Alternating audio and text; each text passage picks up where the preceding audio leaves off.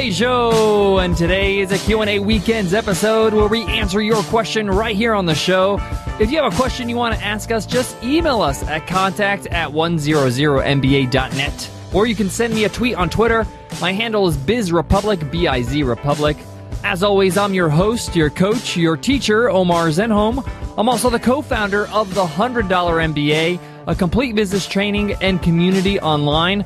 If you're looking to build a business, know the fundamentals of business, having a great foundation so you know how to be great at business, then check out the $100 MBA over at 100mba.net. We have over 180 video lessons, interviews with experts, a great community forum and Facebook group, workbooks, a whole lot more. And if you want to get a taste of the $100 MBA before you jump in, check out our free course on idea validation. It's one of our most popular courses inside the $100 MBA, and it's yours for free at 100mba.net/free-course. Today's question comes from Jeff, and Jeff asks, how do you get your sponsors? When I'm asked to speak about podcasting at events in our space, it's probably the number one question I'm asked, because everybody would like to monetize whatever content they're doing, whether that's a podcast or a video show, or even an in-person live event. So my particular experience is with podcasting. So I'm going to share today how we get our sponsors on the show. And I'm going to share with you not only the strategies, but the reality of how to secure sponsors, what it takes. I get into all of that in today's lesson, so let's get down to business.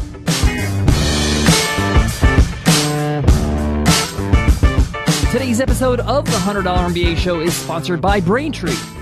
Looking to set up payments for your business? Braintree gives your app or your website a payment solution that accepts just about every payment method with one simple integration. Plus, they'll give you your first $50,000 in transactions completely fee-free. That's incredible. To learn more, visit BraintreePayments.com/MBA. Again, that's BraintreePayments.com/MBA. If you're a listener to the show, you know that I'm a straight shooter. I'm going to give it to you like it is. And in today's episode, I'm going to do just that when it comes to securing sponsorships for a podcast. Sponsorships have become an attractive revenue stream for many podcasters. That's because podcasting is growing. A lot of people are moving from radio to podcasting for that reason. There's ad money there. And I know a lot of podcasters out there publish how much money they make every month through a monthly income report. And some of them are making up to $30,000 and more in sponsorship revenue a month. How is that even possible? What's going on? And how do you secure these sponsors? So I did my own study on how many podcasts on iTunes have sponsors. I looked at every category from comedy to spirituality, and I found that the percentage of podcasts securing sponsors is actually quite small. Only about 3% of podcasts have regular sponsorships on their show. 3%! Now, I don't say this to discourage you, but I want to make sure that I illustrate two important points. Number one, as a podcaster, as a podcast show, just like any asset that you have that you can leverage with sponsorships, whether that's a live event that's a packed house, or even a video show on YouTube, you have to qualify for sponsorships. Now, there's no formal qualification process, but think about it. If you're a sponsor, if you're a company, a business, you might be a sponsor on a show. Don't you want to get the most out of your advertising dollar? Sponsors want shows they know will convert, that will get them a ROI on their investment. So if they're spending $5,000 on sponsorship spots on a podcast, they want to make sure that they make that money and more, meaning that your spots and the exposure they have on your show will eventually convert into sales and customers. Now, not every podcast out there is going to do that for them. So just keep that in mind. Put yourself in the shoes of the sponsor. Are you able to convert for them? Are you able to give them the exposure that they need in order to convert? Number two, podcast sponsorships are still young. I would say the sponsorships on podcasts are a little younger even than YouTube, because YouTube has this native advertising as well as you can have advertising inside your show just like any other show. So companies and brands are just getting started. The ball's just starting to roll. And more companies are looking to podcasts to spend their marketing dollars. So just keep that in mind as you're starting out in this road of securing sponsorships for your podcast.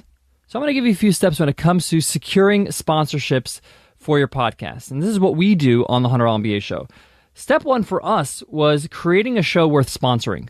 Many people don't know that Nicole and I worked full-time on the $100 MBA show for 2 full months before it was even launched. That means we didn't do anything else in our business. We didn't take any more clients. And in fact, we only took like 2 days off during those 2 months So we worked solid for 2 months on building a great show. Now, for those who really know us, the $100 MBA Show isn't our first podcast. We had a podcast beforehand that wasn't that successful, and we learned a lot of hard lessons about it. And that's why we dedicated those 2 months, all that time, to creating a great show and making sure we launch properly. And we knew that we can forget about sponsorships down the road. We can forget about all that stuff if we don't have a successful podcast on our hands. That's what's important, the value of your content that you offer your audience. If you have great stuff, your audience will resonate with it and your show will grow. So take the production of your show seriously. All right, step 2, focus on the craft. Focus on creating a great show with high production value, consistently improving. Focus on providing more value than what your audience is expecting, what they're used to in your genre, in your niche. And just focus on building your listenership, getting more and more downloads per episode. Because sponsors will notice you when you start rising in the ranks in iTunes. And Nicole and I weren't focused on getting sponsorships at the start of building the $100 MBA Show. In fact, we didn't have a single sponsor on our show for the first 80 episodes. I mean, 80 episodes is more than what the average lifespan of any podcast out there. So we really went hard on building a great audience. And then we were approached by sponsors. But you might be asking, how many downloads do I really need in order to start getting noticed? Well, there is no real number because it's all relative to how well you're doing in your category. It also depends on how well you resonate with your audience. You can have 3,000 downloads a month, but your audience absolutely loves you and hangs on every word. And therefore, your conversion rates on an ad are going to be much higher than maybe a show that has 6,000 downloads. And I know people that secure sponsorships with less than 3,000. But in my experience, I would just focus on the craft. Once you start hitting 3, 4, 5,000 downloads an episode, you can start considering getting some sponsors on your show to help you pay for the expenses of the show. Because if you have a high production value and you're working and putting so much time into the show, you need to be compensated for that. That costs money.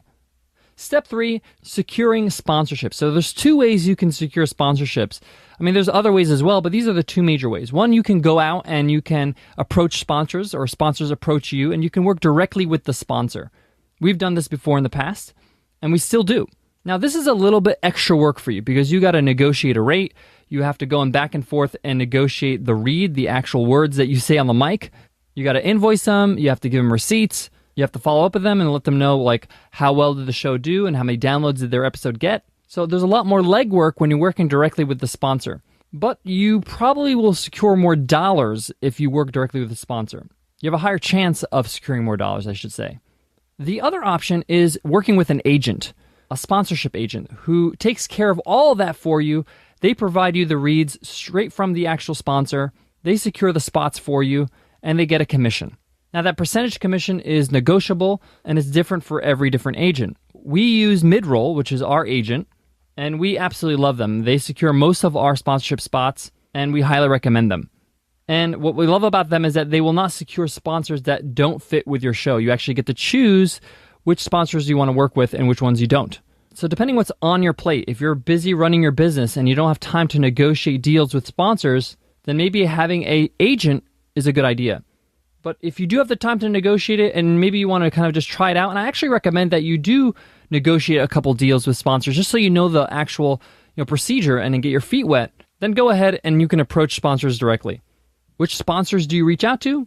Take a look at your favorite podcasts that have sponsorships on them and reach out to those sponsors because you know they're already investing dollars in podcasting and they would be interested in sponsoring another show. Guys, I got a couple more tips when it comes to securing sponsorships for your podcast. But before that, I got to give love to today's sponsor, Hostgator. When it comes to your website, you do not want to mess around. You want to go to the pros. And for us, that's Hostgator. We use Hostgator for the $100 MBA. We use Hostgator for Webinar Ninja. And we love hosting our sites with Hostgator because they're reliable and their customer support is amazing. You can reach out to somebody 24/7 with their live support via chat, phone, or email. And if you're just getting started, Hostgator has plans just for you that won't break the bank. And in fact, they're hooking up every listener of the $100 MBA show with a 25% off discount. Just go to Hostgator.com and use promo code OmarHookup to save 25% off right now. Go to Hostgator.com, use promo code OmarHookup. Getting sponsors to sign on the dotted line is actually not the hardest part of securing sponsorships. It's actually keeping them. And the best way to keep them is to over-deliver. Make sure you really nail your reads, your sponsorship reads, or the way you represent the company. over-deliver in exposure. So say, for example, you get 10,000 plays an episode, charge them for only 7. So they get 10,000 for the price of 7. You want them to re-sign with you. Having a long-term relationship with sponsors is a good thing because you don't want to redo the work with new sponsors all the time. And when you build a relationship with a sponsor, you're more credible. You become an authority. You become a spokesperson for that sponsor. Remember that sponsorships is just like any other relationship. It's a two-way street. You got to provide for your sponsors so they can provide for you. There's one last thing I want to mention before I close off today's lesson. The content of your show, the content of whatever you're doing and you're securing sponsorships for is most important. That's your top priority. Understand that when you take on sponsorships, this principle will be challenged. Your job as a producer of this content is to make sure the sponsorship reads do not affect or contradict your show's value. This is where the pros shine. You know, one of my favorite podcasts to listen to is Mark Maron's WTF. And it's not because he's a great host or the show's wonderful. It is. It's actually a really good show.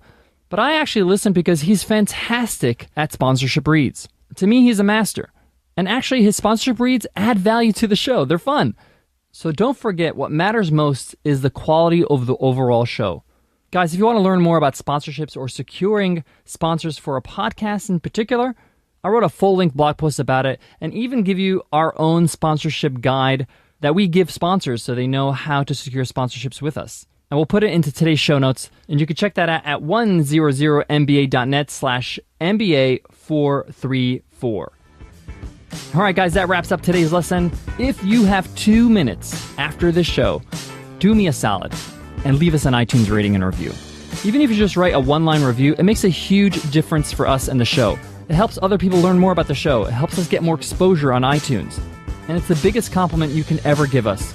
So if you're on your iPhone, you can just click on the cover art. There's a link that says give us a rating and review. Just click on that link, and the rest is a piece of cake. That link is also available on your computer. If you go to 100mba.net/show, there's a link that says give us a rating and review. Click on that link and give us a review. We really, really would appreciate it. Thank you in advance.